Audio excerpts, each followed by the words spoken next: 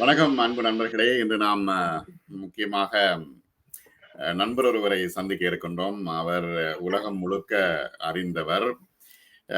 எழுத்தாளர், பேச்சாளர், பட்டிமன்ற பேச்சாளர், பிலிம் மேக்கர், தயாரிப்பாளர், நடிகர், வெளியீட்டாளர் என்று பல முக்கியமான பங்களிப்புகளை தமிழ் இலக்கியத்துக்கு செய்து வருபவர்.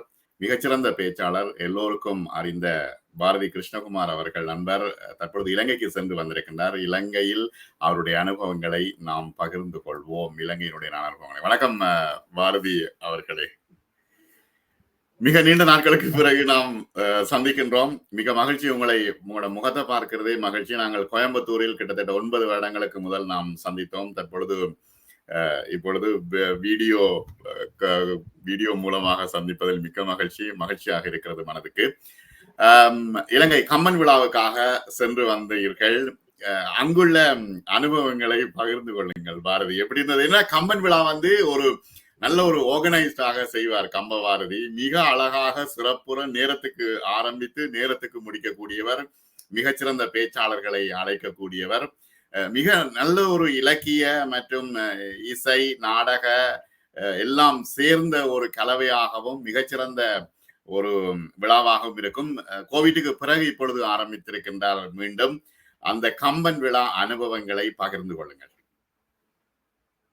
முதலில் நாம் சந்தித்த அனுபவத்தை நினைவு கூற விரும்புகிறேன். தாங்கள் குறிப்பிட்டது போல 9 ஆண்டுகளுக்கு முன்பு கோவையில் ஒரு 3 நாட்கள் புலம்பெயர்ந்த இலக்கியம் குறித்த ஒரு அமர்வு நடந்தது. ஆமா ஆமா. லண்டனில் இருந்து தாங்கள் வந்தீர்கள். Literature on diaspora. எஸ்போ ஆஸ்திரேலியாவில் இருந்து வந்திருந்தார். சீனாவில் இருந்து நிறைய பேர் வந்திருந்தார்கள். மலேசியாவில் இருந்து முத்துநெடுமாறன் வந்திருந்தார். ஆமா, சேரன் வந்திருந்தார்.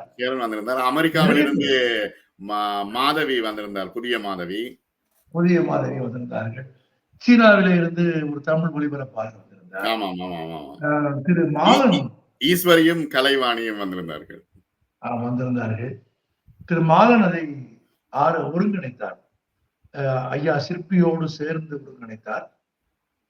KMCS கோவை மருத்துவமனையினுடைய நிறுவனர் திரு நல்ல பழனிசாமி அவர்களுடைய ஆதரவில் அது நடந்தது.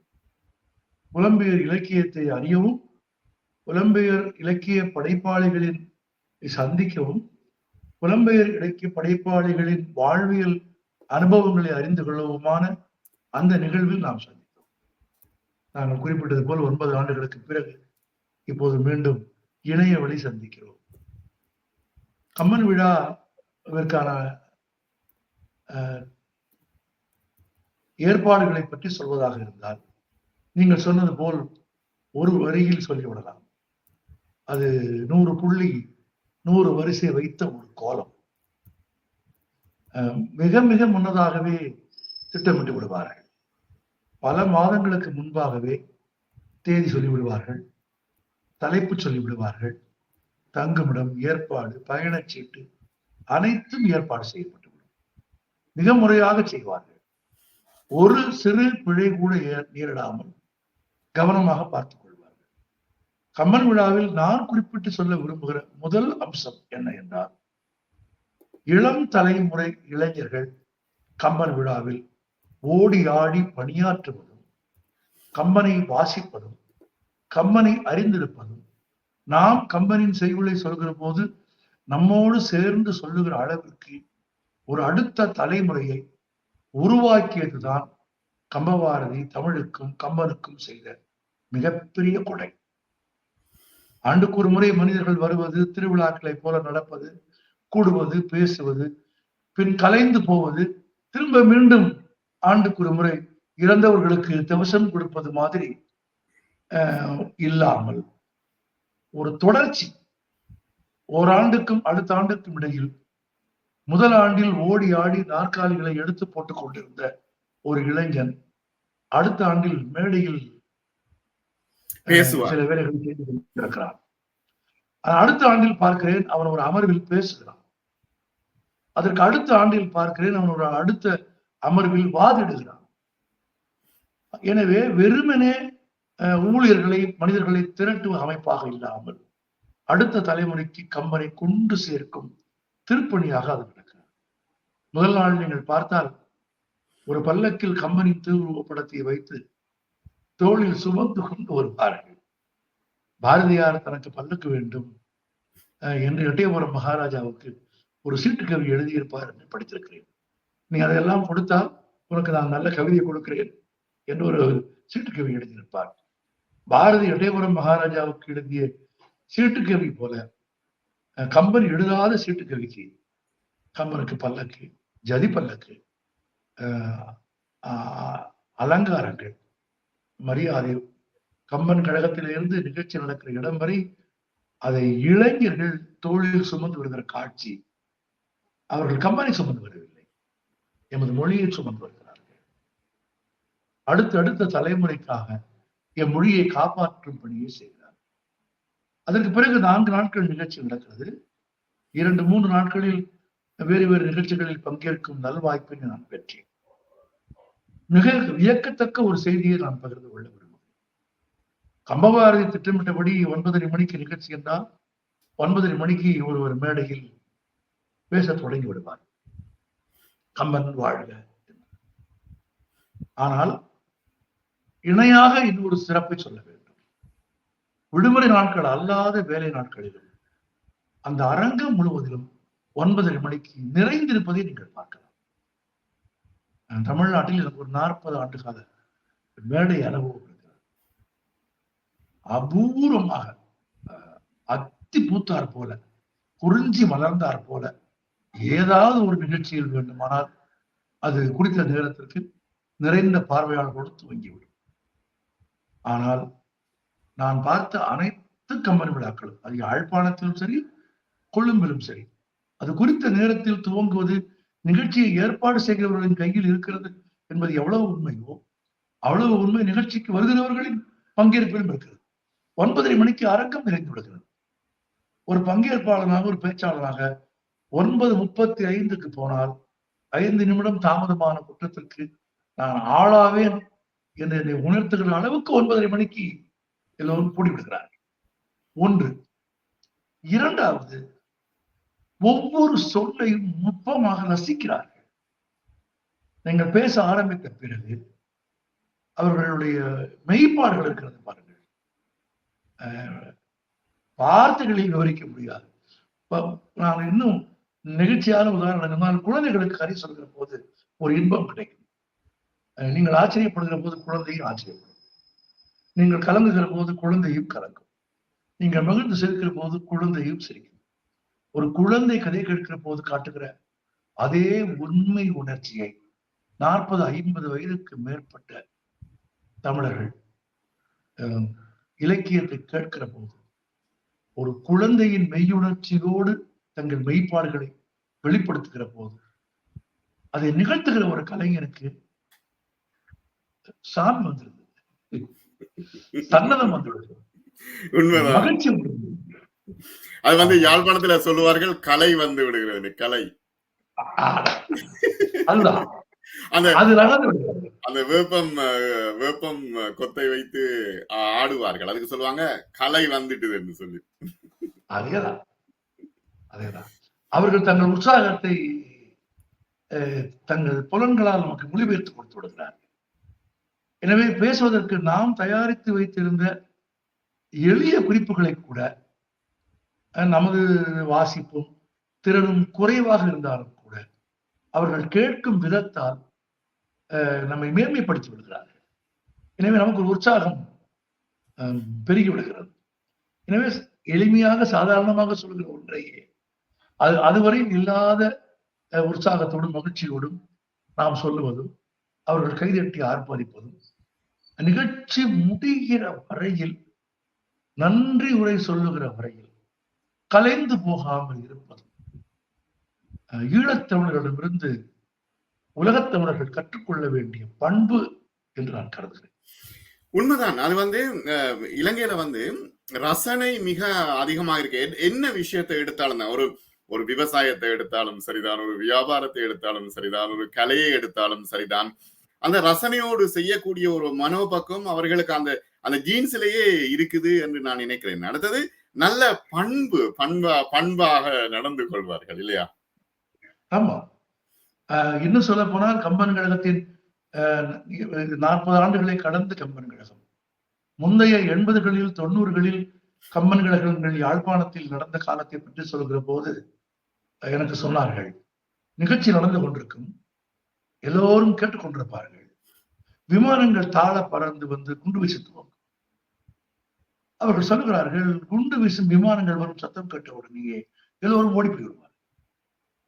ஓடி போய் அரை மணி நேரத்துக்கு பிறகு குண்டு வீசும் விமானங்கள் வராது என்பதை உறுதிப்படுத்திக் கொண்ட பிறகு, அல்லது தங்களுக்குள் உறுதிப்படுத்திக் கொண்ட பிறகு திரும்ப வந்து கூடி நின்று விழா கேட்பார்கள் என்று எனக்கு சொல்லியிருக்கிறார்கள். எனக்கு உண்மையிலேயே நம்ப கூட முடியவில்லை. ஆனால் அதில் நின்றவர்கள், விமானங்களின் ஓசை கேட்டு ஓடியவர்கள், திரும்ப ஓடி வந்து நின்றவர்கள், அதன் உண்மையின் ஒளியோடும் சத்தியத்தோடும் அவ்வளவு கடுபிடியான போரின் முழக்கங்களுக்கு இடையிலும் மொழிக்காக வந்து கூடி இருக்கிறார்கள் என்றால் நீங்கள் சொல்வது உண்மைதான். பாட்டை இன்றைக்கும் பார்க்க முடியும். ஆமாம். இது எத்தனையாவது முறை பாரதி நீங்க இலங்கைக்கு போறது? 4வது முறை. இந்த இந்த இந்த ஒரு ஒரு ஒரு படிமுறையாக இருந்தது. இப்ப ஆரம்பத்துல போர்க்காலம், திரும்ப போர் ஓய்ந்த காலம், தற்பொழுது உள்ள காலம், இந்த காலத்தை வந்து நீங்க எப்படி உணர்றீங்க? நான் போரெல்லாம் இறுதி போருக்கு பிறகுதான் இலங்கைக்கு போக நேர்ந்தது. அதற்கு முந்தைய இலங்கையை நான் புத்தகங்களில் வாசித்தான் தெரிந்து கொண்டிருந்தேன். புதுக்குடியிருப்பும், முள்ளிவாய்க்காலும், ஆனையிரவும், காங்கேசந்துறையும், பரந்தனும் எழுத்தின் வழியாக எனக்குள்ளே போயிருந்தது. அந்த அந்த வரைபடம் எனக்குள் விரிந்து கிடந்தது. ஏதேனும் ஒரு நாள் அந்த மண்ணுக்கு போகிற போது என்ற ஒரு பரிதவிப்பு எனக்கு இருந்தது. போருக்கு பிறகு, இறுதி யுத்தத்திற்கு பிறகுதான் நான் போனேன் என்றாலும் கூட, இந்த 2015ஆம் ஆண்டிற்கு பிறகு இந்த 9 ஆண்டு காலத்தில் இடையில் கொரோனா காரணமாக 4 ஆண்டு காலம் எந்த நிகழ்ச்சியும் நடைபெறவில்லை என்றாலும் கூட, குறிப்பாக சொல்ல போனால் 5 ஆண்டுகளில் நான் பார்க்கிற மாறுதல் என்ன என்றால், பொருளாதார ரீதியாக மிகப்பெரிய நலிவை இலங்கை சந்தித்துக் கொண்டிருக்கிறது என்று நான் கருதுகிறேன். இலங்கை பணத்தில் ஒரு கிலோ ஆப்பிளின் விலை 2500 ரூபாய். உயர் மதிப்புள்ள பணத்தாள்கள் சந்தையில் புழங்குகிறது என்றால் அந்த நாட்டின் பொருளாதாரம் பலவீனமாக இருக்கிறது, அல்லது பலவீனமான விதத்தில் அது இயங்குகிறது என்பதை உலக பொருளாதாரம் அறிந்த அனைவரும் ஒப்புக்கொள்வார்கள். 5000, 10,000 ரூபாய்க்கான உயர் மதிப்பு பணத்தாள்கள் புழக்கத்திற்கு வந்துவிட்டால் பணத்தின் மதிப்பு வீழ்ந்திருக்கிறது என்று எளிதாக உணர்ந்து கொள்ள முடியும். அது உலகமறிந்த பொருளாதாரம். நான் கடந்த ஆண்டுகளில் போன போது 5000 ரூபாய் தாளை பார்த்ததில்லை. முந்தின முறை போன போது 1000 ரூபாய் தாளையே அபூர்வமாக நான் பார்த்தேன். இப்போ சாதாரணமாக 5000 ரூபாய் தாள் புழக்கத்தில் இருக்கிறது. ஒரு தேநீர் 100 ரூபாய் நெருக்குகிறது. மிகுந்த கடினமான காலத்தை தான் இலங்கை சந்தித்துக் கொண்டிருக்கிறது. ஒரு கலைஞனாக நான் என்ன விரும்ப முடியும்? ஒரு காலத்தில் தென்கிழக்கு ஆசியாவில் பிச்சைக்காரர்களை இல்லாத அந்த மண். நான் அப்படித்தான் வாசித்திருக்கிறேன். அப்படித்தான் எனக்கு சொல்லப்பட்டிருக்கிறது. உங்கள் இலக்கியங்கள் எனக்கு சொல்லியிருக்கிறது. யாசிப்பவர்கள் இல்லாத அயோத்தியை போல இலங்கை இருந்தது என்று யாழ்ப்பாணத்து நண்பர்கள் சொல்லியிருக்கிறார்கள். அப்படி யாசிப்பவர்கள் இல்லாத, மருத்துவத்துறையில் 100% முழுமை பெற்றிருந்த, தென்கிழக்கு ஆசியாவிலேயே முதலிடத்தில் இருந்த இலங்கை மீண்டும் திரும்ப அந்த இடத்திற்கு வர வேண்டும் என்று ஒரு கலைஞனாக நான் விரும்புகிறேன். இப்ப இலங்கையில் தென்னிலங்கையில தென்னிலங்கையில தான் நீங்க கூட பயணம் செய்திருக்கிறீங்க. யாழ்ப்பாணம் போனீங்களா இந்த முறை? இந்த முறை போகல. நீங்க வந்து இங்க கொரோனா போனீங்க. கொரோனா தொடங்குகிற காலம் யாழ்ப்பாணத்தில் இருந்தது. நீங்க இங்க போனீங்க. தலதா மாளிகைக்கு போனோம்னா உங்களோட உணர்வு எப்படி இருந்தது? நீங்க ஒரு விஷயத்த நீங்க Facebookல எழுதி புத்தரின் பல்லை விட்டு விட்டு புத்தரின் போதனைகளை எடுத்து சொல்லுங்கோ என்று நீங்கள் ஒரு கலைஞனாக மன உணர்வோடு எழுதியிருந்தீர்கள். அந்த உணர்வு வந்து எனக்கு புரியுது. அந்த தலதா மாளிகையை பார்க்கிற நேரம் உங்களுடைய மனநிலை எப்படி இருந்தது? எனக்கு எனக்கு புத்தரை ரொம்ப பிடிக்கும். உலகின் தத்துவ ஞானிகளிலேயே கடவுள் இல்லை என்று சொன்ன முதல் தத்துவ ஞானி புத்தர். ஆனால் அதற்காகவே கடவுளாக்கப்பட்டவர். எவ்வளவு முரண் என்று பாருங்க.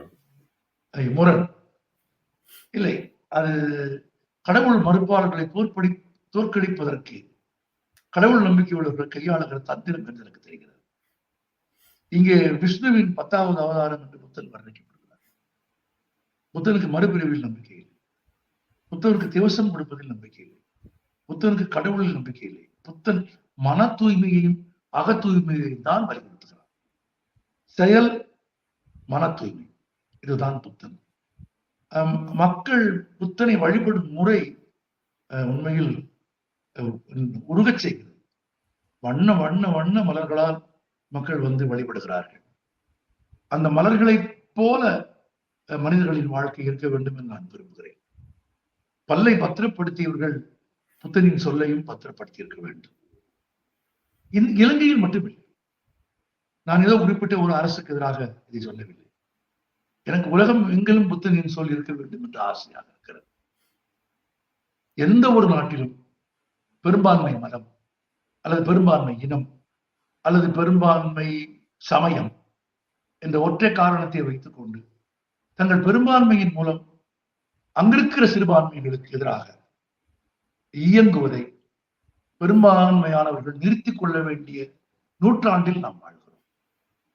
ஏனெனில் உலகமயமாதலுக்கு பிறகு உலகில் எல்லா இனங்களும் ஒன்று சேர்ந்து விட்ட பிறகு இனங்களுக்குள்ளேயில் வேறுபாடு இல்லாமல் என் தயவில்லாமல் உன் நாடு இயங்க முடியாது, உன் தயவில்லாமல் என் நாடு இயங்க முடியாது என்று ஒருவரை ஒருவர் சார்ந்தே வாழ வேண்டிய உலகத்தில் சார்ந்து வாழ வேண்டும் என்ற பேருண்மையை புரிந்த பிறகும்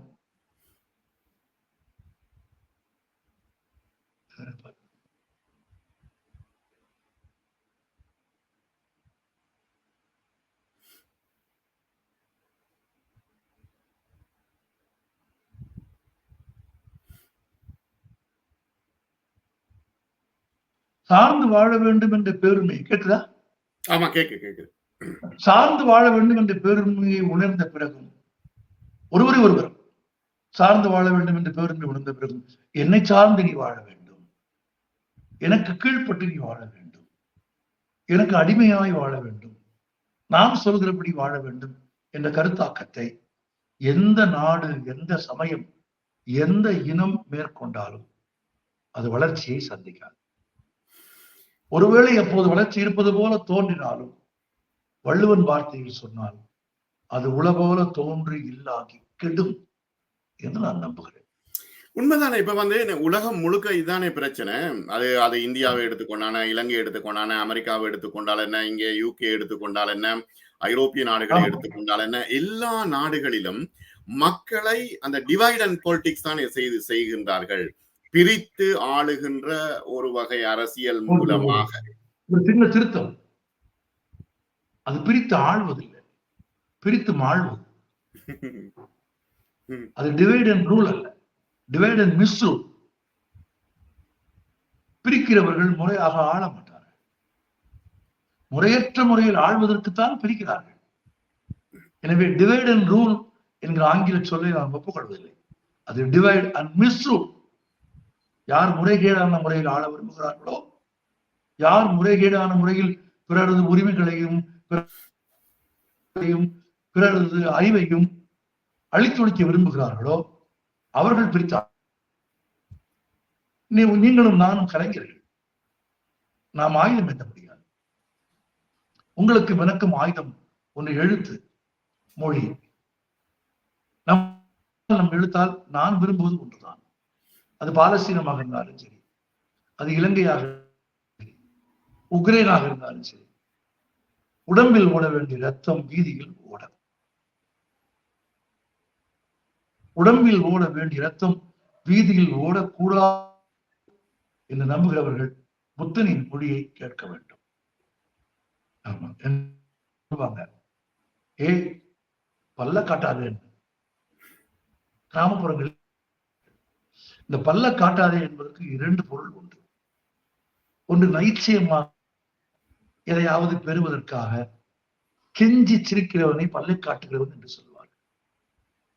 இன்னொன்று, உங்கள் குருதியை குடிக்கிறவனை பல்லை காட்டுகிறவன் என்று சொல்வார்கள். இரண்டு பேர் தான் பல்லை காட்டுவார்கள். ஒன்று, பொய்யாக சிரித்து முகநக நட்பது நட்பன்று என்று நெஞ்சத்து அகநக நட்காமல் முகநகன் சிரிக்கிறவர்கள் பல் காட்டுவார்கள். பிறர் குருதியை படிக்க விரும்புகிறவர் குடிக்க விரும்புகிறவர்கள் பல்லை காட்டுவார்கள். நான் அதை பார்த்த உடனே அதான் நினைத்தேன், புத்தனின் பல்லை விடவும் புத்தனின் சொல்தானே முக்கியம். உண்மைதான். அடுத்தது என்ன, இன்னும் ஒரு விஷயம் என்னன்னா, இப்ப எப்படி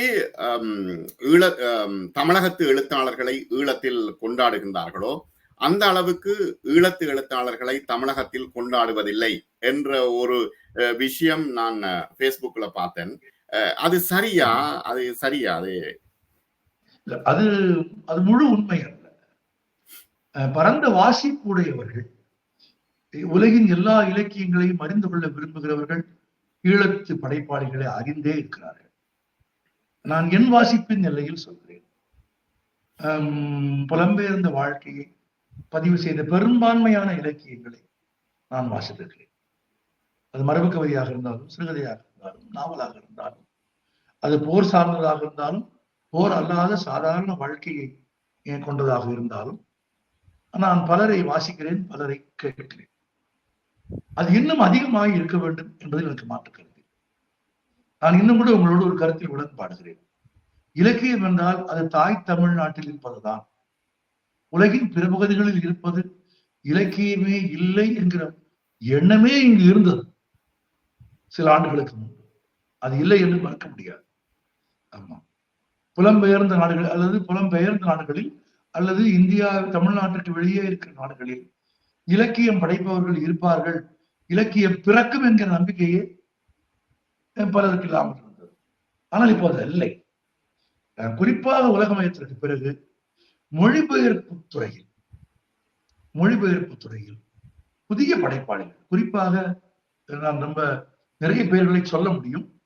உதாரணத்துக்கு ஒரு பேர் சொல்றேன், குப்புசாமி மாதிரி ஆட்கள், ஜி குப்புசாமி மாதிரி ஆட்கள், குறிஞ்சிவேலர் மாதிரி ஆட்கள் தமிழில் மொழிபெயர்ப்புக்கு வந்ததற்கு பிறகு பிறமொழி இலக்கியங்கள் தமிழுக்கு வர துவங்கிவிட்டன. ஒன்று. இரண்டாவது, ஈழ இலக்கியங்கள், போருக்கு பிந்தைய இலக்கியங்கள் நேரடியாக தமிழிலேயே வந்துவிட்டன, மொழிபெயர்ப்பிலேயே அல்லாமல். அதனாலே முன்னை விட தாய் தமிழகத்தில் பிற மொழிகளில் பிற நாடுகளில் வாழும் படைப்புகளை அறிந்து கொள்ளும் போக்கு அதிகரித்திருக்கிறது. ஆனால் அது இன்னும் அந்த அளவு உயர வேண்டும் என்று என்ற கருத்தில் நமக்கு உடன்பாடு. ஒன்றுமே இல்லை என்ற நிலையில் இருந்து கொஞ்சம் நாங்கள் வளர்ந்திருக்கிறோம் என்பதை நீங்கள் ஏற்றுக்கொள்ள வேண்டும் என்று நான் தாழ்மையோடு கேட்டுக்கொள்கிறேன். இன்னொரு விஷயம் என்னன்னா, அண்மையில SLM ஹனீஃபா எனக்கு ஒரு இன்டர்வியூ தார நேரம் சொல்லியிருந்தார். மக்கத்து சால்வை ஹனீஃபா, உங்களுக்கு தெரியுமா? அவரை மட்டக்களப்பில் இருக்கிறார். அவர் ஒரு முறை சொல்லியிருந்தார், இப்ப இலங்கையில இருந்து தமிழ்நாடுக்கு சென்னை புத்தக கண்காட்சிக்கு சென்ற ஈழத்து புத்தகங்களுடைய அரங்கில புத்தகங்கள் விற்பனை செய்யப்படவில்லை, அதை யாரும் பெருசா கண்டுகொள்ள இல்லை என்ற ஒரு கவலையை வெளிப்படுத்தி இருந்தால். அப்படியா? இருக்கலாம். நீங்க புத்தக கண்காட்சி என்பதே எல்லா புத்தகங்களுக்குமான விற்பனையாக இருப்பது இல்லை. நண்பர் மனுஷ புத்தகம் ரொம்ப அழகாக சொல்வார், புத்தக கண்காட்சி என்பது ஒரு 200-300 புத்தகங்கள் அறிமுகமாகிற திருவிழா மட்டுமல்ல, 200-300 புத்தகங்கள் சந்தையில் இருந்து இல்லாமல் போகிற நாளும் கூட. உண்மைதான். அதுவும் நடக்கும். ஒரு காலத்தில் ஒரு பதிப்பு என்றால் 3000 புத்தகங்கள் போடுவார்கள். அது 2000 ஆனது, பிறகு அது 1000 ஆனது, பிறகு அது 500 ஆனது, அது 300 ஆனது. ஆனால் நீங்கள் சொன்னால் ஆச்சரியப்படுவீர்கள், இப்போது அது 30. அது மட்டுமில்ல பாரதி, இப்ப இங்க உள்ள சிஸ்டம் எப்படின்னா, நீங்க அது பிடிஎஃப்ல இருக்கும், நீங்க அது காசை போட்டு பிரிண்டிங் மெஷின்ல பிரிண்ட் பண்ணி எடுக்கலாம். அது அப்படியே புக்கா உங்களுக்கு தரும். அப்ப தேவையான பொழுது எடுத்துக்கொள்ளக்கூடியதா இருக்குது. நம்ம பிஓடின்னு பேரு. ஆமா, அந்த தொழில்நுட்பத்திற்கு பிரிண்ட் ஆஃப் ஆர்டர். எத்தனை தேவையோ அத்தனை. ஆனா என்ன தேவை? 30 தான் தேவை. அதுக்கு மேல போறது இல்ல. 30 புத்தகங்களோடு நடக்கிற புத்தக வெளியீட்டு விழாவில் 30 புத்தகங்களும் விற்றுவிட்டால் அது சாதனை, அது பெரிய சாதனை. எனவே ஈழத்தமிழர்களின் படைப்புகள் வைக்கப்பட்ட கடைகளில் இலக்கியங்கள் அதிகம் விற்பனை ஆகவில்லை என்ற குறையை நான் புரிந்து கொள்கிறேன். அது ஈழ இலக்கியங்களுக்கு மட்டுமல்ல, எல்லாமே. நீங்க சமையல் குறிப்புகளுக்கு இருக்கிற மவுஸ், அதற்கு இருக்கிற ஒரு கொண்டாட்டம், சோதிட புத்தகங்களுக்கு இருக்கிற மதிப்பு, உடல் மருத்துவம் சார்ந்த புத்தகங்களுக்கு இருக்கிற சந்தை, போட்டித் தேர்வுகளுக்கான புத்தகங்களுக்கு இருக்கிற சந்தை, இலக்கியத்திற்கு இன்னும் இல்லை. அது வர உதாரணமா இப்ப நானே ஒரு புத்தகம் போடுகிறேன். என்னுடைய புத்தகம்லாம் 3000 புத்தகங்கள் ஒரு பதிப்பு போடுகிறேன். 1.5 ஆண்டு காலமாகிறது. சமயங்களில் 2 ஆண்டு கூட ஆகிவிடுகிறது.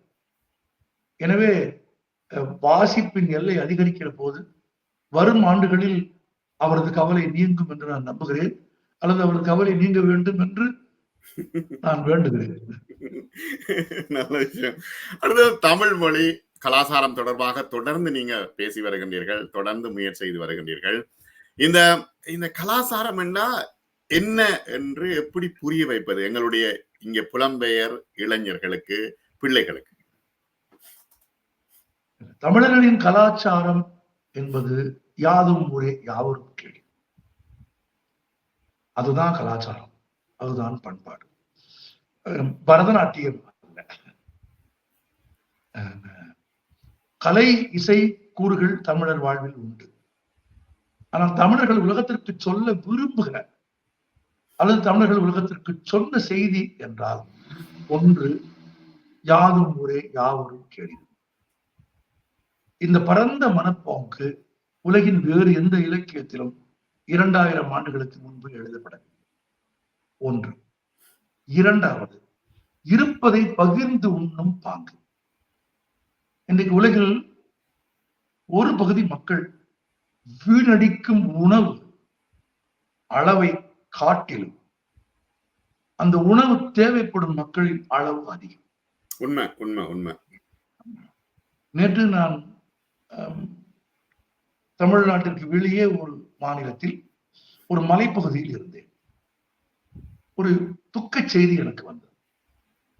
இந்த துக்க செய்தியின் சாரம் என்ன என்றால், ஒரு பெண் குழந்தை 10 வயது பெண் குழந்தை இறந்து போகிறது.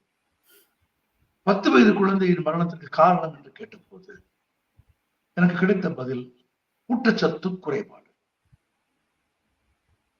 ஊட்டச்சத்து குறைபாடு காரணமாக 5 வயதுக்கு உட்பட்ட குழந்தைகள் லட்சக்கணக்கில் உலகம் பூராவிலும் இறந்து போவதாக யுனெஸ்கோ சொல்கிறது.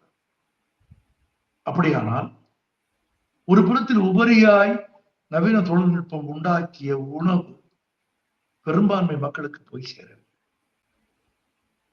தமிழர் கலாச்சாரத்தில் மிக முக்கியமானது பகுத்துண்டு பல்லுயிர் ஓம்புவது. பகுத்துண்டு பல்லுயிர் ஓம்புவது நூலோர் தொகுத்தவற்றுள் எல்லாம் தலை என்றார்.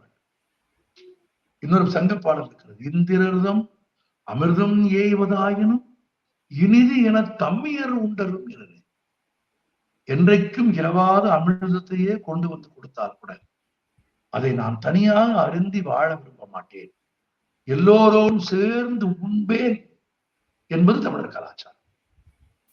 இன்னைக்கு உலகம் பூராவிலும் இருக்கிற தீமைகளுக்கு எது அடிப்படை என்று பார்த்தால் ஆசை அல்ல. மிக நீண்ட காலம் வரையில் நான் ஆசை என்று கருதி கொண்டிருந்தேன். இந்த இந்த சிறிய விளக்கத்தை சொல்வதற்கு நீங்கள் அனுமதிக்க வேண்டும். சொல்லுங்க. ஏனென்றால் அது தமிழர் கலாச்சாரத்தோடு எவ்வளவு ஆழமான பொருத்தமுடையது என்பதற்காக சொல்கிறேன். இந்த உலகின் எல்லா தீமைகளுக்கும் ஆதாரமானது அடிப்படையான பசி, ஆசை அல்ல. ஏனெனில் 5 வயது குழந்தையின் ஆசையும் 50 வயது இளை மனிதனின் ஆசையும் ஒன்றல்ல. ஆசை ஒன்று போல இருப்பதில்லை. ஆசை எல்லோருக்கும் ஒன்றாக இருப்பதில்லை.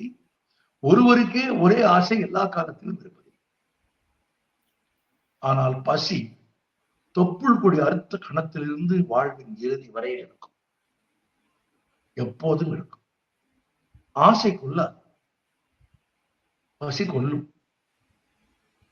ஆசையை அறுத்தவர்களுக்கு கூட பசி இருந்தது. பட்டினத்தார் ஆசையை அறுத்தார், ஆனாலும் பசி அவரை விடவில்லை.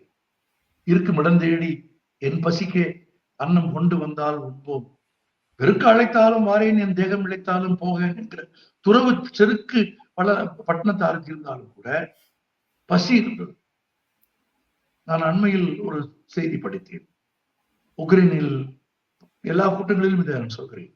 உக்ரைனில் போர் இடிபாடுகளுக்கு இடையில் இருந்த ஒரு குழந்தையை பார்த்து போர் காட்சிகளை படம் எடுக்க வந்த ஒரு புகைப்பட கலைஞன் கேட்டான், are you Russian R Ukrainian? குழந்தை பதில் சொல்லவில்லை. ஆர் கிறிஸ்டியன் ஆர் முஸ்லீம் என்று கேட்டான். குழந்தை பதில் சொல்லவில்லை. திரும்ப திரும்ப இந்த கேள்விகளை கேட்டான். அந்த குழந்தை தனித்து நின்று அழுது கொண்டே இருந்தது. அருகாமையிலே கேட்டான், are you Russian, Ukrainian or Muslim or Christian என்று. குழந்தை சொன்னதான், ஐ ஆம் ஹங்கிரி, நான் பசித்திருக்கிறேன். பழைய இந்தியாவின் பிரதமர் பி சிங் சொல்வார், இந்த உலகத்தில் மதச்சார்பற்றது பசி ஒன்றுதான் என்று சொல்வார். அந்த பசியை தீர்ப்பதற்கு இருப்பதை பகிர்ந்து உண்ணும் கலாச்சாரத்தை உலகத்திற்கு சொன்னவர்கள் தமிழர். இந்த தலைமுறைக்கு இதை சொன்னால் போதும். இதை சொன்னாலே, இருப்பதே பிறரோடு பகிர்ந்துண்ணும் பண்பை கற்றுக் கொடுத்தாலே பிறர் துன்பத்திற்கு வருந்தும் பண்பு வந்துவிடும். பிறர் பங்கை திருடும் பண்பு வராது. கொடுக்கும் பண்பு வந்துவிட்டால் திருடும் பண்பு வராது. எனவே தமிழர்களின் கலாச்சாரம் என்பது உலகம் ஓர் இனம் என்பது, நாம் எல்லோரும் உறவு என்பது, இருப்பதை அனைவரும் பகிர்ந்து உண்போம் என்பது. பாரதி சொல்வார், வயிற்றுக்கு சொல்ல வேண்டும் இங்கு வாழும் மனிதர் எல்லோருக்கும். சோறு வயிற்றுக்கு தானே போடுவாங்க, அப்புறம் ஏன் வயிற்றுக்கு சொல்ல வேண்டும்னு பாரதி சொல்லணும் கேட்டார். சோறு வயிற்றுக்கு தானே சார் போடணும். சோறு காதுக்கு போட போறோமா, தலைக்கு போட போறோமா? வயிற்றுக்கு தானே போட போறோம். அப்புறம் ஏன் பாரதி எப்படி எழுதினான்னு சொன்னார் கேட்டார். நான் அவருக்கு சொன்னேன், இறந்த பிறகு திவசம் கொடுக்கிறவர்கள் அதிகமாகிவிட்ட ஒரு சமூகத்தில் உயிரோடு இருக்கும் போதே உணவு தர வேண்டும் என்பதற்காகத்தான் வயிற்றுக்கு சொல்ல வேண்டும் என்று பாரதி குறிப்பிட்டு பாடுகிறார். தமிழர் கலாச்சாரம் என்று அடுத்த தலைமுறைக்கு முதலில் சொல்ல வேண்டியது இதுதான் என்பது என் கருத்து. உண்மை உண்மை, நீங்க சொன்ன சரி. ஆசை எனக்கு இப்பொழுதுதான் இந்த இந்த இந்த உணர்வே வருகிறது. உண்மையில் அந்த பசி தொடர்பான எத்தனையோ விடயங்களை பார்த்தாலும் கூட அந்த அந்த சொல்கின்ற முறையில் நீங்கள் மிக தெளிவாக விளங்கப்படுத்தினீர்கள். மிக நன்றி பாரதி உங்களுக்கு. உண்மைதான், தமிழர் கலாச்சாரம் என்றா என்ன என்ன என்னன்னு நாங்கள் திரும்ப திரும்ப இப்ப எத்தனையோ வருடமா கேட்டுக்கொண்டிருக்கிறோம். பகிர்ந்து உண்ணுதலை சரிப்படுத்தினாலே எல்லாம் சரியாயிடும். இப்ப அதுதானே தனி தீவாயிட்டுதே. இப்ப எங்கட எங்கட எங்கட இந்த பிளட்டுக்கு பக்கத்துல இல்ல, பக்கத்து வீட்டுல யார் இருக்கிறேன்னு எங்களுக்கு தெரியாது. இது சென்னையிலயும் வந்துட்டுது, தமிழ்நாட்டிலையும் வந்துட்டுது, எல்லா இடங்கள்லயும் வந்துட்டுது. தனித்தனி தீவுகளாக தமிழர்கள் ஆகிவிட்டார்கள். தான் தன்னுடைய பிள்ளை, நான் ஏன் பிள்ளை என்று சொல்றேன்னா பிள்ளைகள் என்று இல்ல, தான் தன்னுடைய பிள்ளை, தன்னுடைய மனைவி, அவ்வளவுதான். அம்மா அப்பா மாமா கொழுந்தனார் பாட்டன் பாட்டி யாரையுமே சேர்த்து கொள்ளாத ஒரு மனநிலை எங்கே இருந்து வந்தது?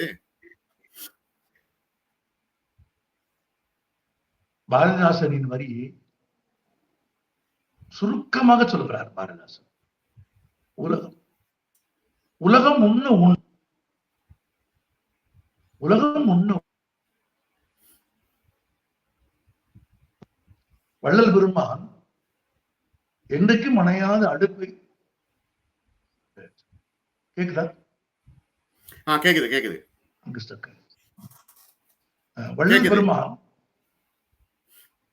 வள்ளல் பெருமான் என்றைக்கும் அணையாத அடுப்பை ஏற்றி வைத்ததன் பொருள் அதுதானே. பசியின்றி ஒரு சமூகம் வாழ வேண்டும், அனைவருக்கும் இருப்பது பகிர்ந்தளிக்கப்பட வேண்டும். இதை உலகத்திற்கு முதலில் சொன்னவர்கள் தமிழர்கள், இதை கடைபிடித்தவர்கள் தமிழர்கள். ஒரு விருந்தோம்பி செல்விருந்து பார்த்திருப்பான், நல்விருந்து வானத்தவருக்கு என்று வள்ளுவன் எழுதியது. விருந்தோம்பலுக்கு என்று 10 குறளும் அதிகாரமும் உலகத்தின் எந்த இலக்கியத்தில் இருக்கிறது? இல்லை. விருந்தோம்பல் வருகிறவர்களுக்கு பசிக்கு உணவு தருவது. நபிகள் நாயகம் ஸல்லல்லாஹு அலைஹி வஸல்லம் சொல்வதாக நான் படித்திருக்கிறேன். உன் வீட்டில் சமைக்கிற உணவை அடுத்தவர்களுக்கு கொடு. பக்கத்து வீட்டுக்காரன் பசித்திருக்க நீ உண்பவன் உண்மையான ஈமான்தாரி இல்ல, நம்பிக்கையாளன் இல்லை என்று. அப்போ ஒருவர் கேட்டார், எத்தனை வீட்டுக்காரர்களுக்கு கொடுப்பது? நபிகள் நாயகம் ஸல்லல்லாஹு அலைஹி வஸல்லம் சொன்னாராம், உன் உணவின் நறுமணம் போகிற தூரம் வரையில் என்று சொன்னார். எவ்வளவு அழகா இருக்கு பாருங்க. அப்படியானால் பகுத்துண்டு பள்ளியில் ஒன்பதுதான் தமிழர் கலாச்சாரத்தின் முதல் சிறப்பம்சம் இது. இதை இந்த தலைமுறை இளைஞர்களுக்கு சொல்ல வேண்டும். ஒன்றுமில்லை, நமக்கு தெரிந்ததுதான். சில ஆண்டுகளுக்கு முன்பு, சில 10 ஆண்டுகளுக்கு முன்பு அமெரிக்காவில் கோதுமை உற்பத்தி அதிகமாகிறது, உபரி ஆகிவிடுகிறது. நவீன தொழில்நுட்பம், நவீன விஞ்ஞானம், நவீன தொழில் முறைகள், கூட்டு பண்ணைகளில் விமானங்களை பயன்படுத்தி விதைத்து, விமானங்களை பயன்படுத்தி மருந்தளித்து, வெறும் எந்திரங்களை பயன்படுத்தி அறுவடை செய்து குவித்து விட்டார். இப்போது உபரியாக கோதுமை விளைந்த உடனேயே கோதுமையின் விலை விழுகிறது. விழுந்த கோதுமையின் விலையை குறைக்க வேண்டும். பொருளாதாரம் என்ன சொல்கிறது? எந்த பொருள் மிக அதிகமாக உற்பத்தி ஆகிருக்கிறதோ அந்த பொருளின் விலை குறைந்துவிடும். எனவே உற்பத்தியை கட்டுப்படுத்தினால் விலை கட்டுக்குள் இருக்கும். உற்பத்தியை கட்டுப்படுத்த முடியாது. உற்பத்தி ஆகிவிட்டது, பெருகி நிற்கிறது. என்ன செய்வது என்று வந்தபோது கோதுமையின் விலையை கட்டுக்குள் வைத்திருப்பதற்காக அமெரிக்க பொருளாதார ஞானிகள் கோதுமையை கொண்டு போய் கடலில் கொட்டினார்கள். ஆமா, அவர்கள் திருக்குறள் படித்திருந்தால் அதை செய்திருக்க மாட்டார்கள். அவர்கள் புறநானூறு படித்திருந்தால் அதை செய்திருக்க மாட்டார்கள். ஏன் அவர்கள் கடலில் கொட்டிய போது ஆப்பிரிக்காவிலும் இந்தியாவிலும் வங்கதேசத்திலும் பாகிஸ்தானிலும் உணவில்லாமல் குழந்தைகள் இறந்து கொண்டிருந்த காலத்தில் அதை கொண்டு போய் கடலில் கொட்டினார்கள். எவ்வளவு தீய குணம் இந்த மனிதன்ல உருவெடுத்திருக்கு. உண்மையா பாரதி, அது தீய குணம் இல்லை, அது சண்டை குணம். எல்லாவற்றையும் காசாக பார்க்கும் குணம், காதலையும் அன்பையும் கடவுளின் கருணையையும் கூட விற்கிற குணம் அது. அதுதான் கோதுமையை கொண்டு கடலில் கொட்ட வைக்கிறது. உலகத்தில் பசித்திருக்கிற மனிதர்கள் இருப்பது அவர்களுக்கு தெரியாதா?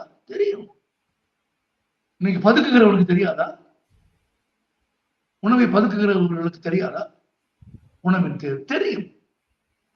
ஆனால் அது தீய சிந்தனை மட்டுமில்லை, அது வணிகம். எல்லாவற்றையும் அவர்கள் உங்களை காசாக பார்ப்பார். அடுத்து ஒரு மனிதன் மீது நம்பிக்கை இல்லாம ஒரு சூழல் வந்துட்டுதே. ஒரு மனிதரை பார்த்தா அவர் மீது ஒரு நம்பிக்கையற்ற சூழ்நிலையை இந்த மீடியாக்கள் உருவாக்கினவோ அல்லது சமூக சூழல் உருவாக்கினவோ என்ன என்று புரியாமல் இருக்கிறது. ஒருத்தரை பார்த்தா முதல் ஆரம்பத்துல வாங்க, உட்காருங்க, சாப்பிடுங்க, இருங்க, இப்ப வீட்டுக்குள்ளேயே யாரையும் எடுக்கிறது இல்லையே. மதிப்பீடுகள் மாறுகிறது, மனிதர்களின் செயல்திறன்கள் மாறுகிறது, அச்சம் வந்துவிட்டது. நான் உங்களை பார்த்து பயப்படுகிறேன், நீங்கள் என்னை பார்த்து பயப்படுகிறீர்கள். நாம் ஒருவரை வீழ்த்தி விடக்கூடாது என்பதில் கவனமாக இருக்கிறோம். இந்த சேக்கிழார் பெரிய புராணத்தில் எழுதுவார், மைபொதி விளக்கே என்ன மனம் கொண்ட மனிதர்கள், மைபொதி விளக்கே என்ன மனம் கொண்ட மனிதர்கள் இந்த உலகத்தில் வாழ்கிற போது யாரை நம்புவது, யாரை நம்பாமல் இருப்பது என்கிற தீரா குழப்பம் வந்து விடுகிறது. வழிப்போக்கன் ஓய்வெடுக்க வேண்டும் என்பதற்காக திண்ணை வைத்து கட்டியவர்கள் தான் தமிழர்கள். திண்ணையில் படுத்தவன் திருட ஆரம்பித்த போது திண்ணை கிடமில்லாமல் போயிருக்கும். நம்முடைய பழைய சங்க மரபில் தாலி இல்லை, திருமணத்தில் தாலி இல்லை, களவு மனத்தில் காதல் மனத்தில் தாலி இல்லை. எப்போது தாலி வந்தது? பொய் உரைத்து பிரிந்தவர்கள் வந்ததற்கு பிறகு அதை சாட்சிப்படுத்தி விட வேண்டும் என்கிற கட்டாயம். ஆனால் அவைகளையெல்லாம் கடந்து எப்போதும் நம்பிக்கையை சக மனிதர்கள் மீது கொள்வதற்கான நல்லுணர்வை இலக்கியம் தருகிறது. நாம் அதனால்தான் அதை வாசிக்க வேண்டும் என்கிறோம். நீங்கள் சொல்கிற பதட்டம் எனக்கும் இருக்கிறது. யாரை நம்புவது, யாரை நம்பாமல் இருப்பது, யாரை சேர்த்துக் கொள்வது, யாரை விளக்குவது? என்னைய அப்படி ஏமாந்து போயிட்டேன் என்று பிறர் கேள்விக்கு ஆளாகி விடாமல் ரொம்ப கவனமாக இருந்து கொள்ள வேண்டும் என்கிற எச்சரிக்கை உணர்வு மேலோங்குவதன் விளைவு மெல்லிய பண்புகள் நசிந்து போய்விடுகின்றன. எனக்கு புரிகிறது. ஆனால் இந்த எச்சரிக்கை உணர்வுகளையும் தாண்டி அசலாக பசிக்கிற ஒருவனை பார்த்து அவனுக்கு உணவளிக்க வேண்டும். குறைந்தபட்சம் சாப்பிடுவதற்கு முன்பு ஒரு கை சாதத்தை பறவைகளுக்கு வைத்து விட வேண்டும். கோடை காலத்தில் ஒரு மண் சட்டியில் கொஞ்சம் தண்ணீர் வைக்க வேண்டும் என்பதெல்லாம் இலக்கியம் சொல்லிக் கொடுக்கிறது. மிக நன்றி. இலக்கியம் பேசப்பட வேண்டும். மிக நன்றி பாரதி. முக்கியமான ஒரு விஷயத்தை நீங்க குறிப்பிட்டிருந்தீர்கள். தமிழர் கலாச்சாரம் என்றது இப்ப இங்க நாங்க பார்க்கிற பொழுது நீங்க சொன்னது போல பரதநாட்டியம், அதுக்கு எத்தனை பவுண்ட் செலவழிக்கப்படுது தெரியுமா? கிட்டத்தட்ட கடன் எடுத்து 10,000 20,000 பவுண்ட்ஸ்கள் செலவழிக்கப்படுகின்றன ஒரு அரங்கேற்றத்துக்கு. ஆகவே அதையெல்லாம் விடுத்து விட்டு தமிழர் கலாச்சாரம் ஏனையவர்களுக்கு, அண்டை வீட்டானுக்கு உணவளிப்பது என்கின்ற மிக ஆழமான கருத்தை நீங்கள் சொன்னீர்கள். மிக உணர்ச்சி பூர்வமாக இருக்கிறது. மிக நன்றி பாரதி, உங்களுடைய அனுபவங்களை பகிர்ந்து கொண்டமைக்கு. மற்றும் ஒரு சந்தர்ப்பத்தில் இன்னும் நிறைய உங்களோடு பேச வேண்டும். உங்களோடு பேசிக் கொண்டிருந்தாலே அறிவும் ஆழமும் அதிகமாகும். மிக நன்றி உங்களுக்கு.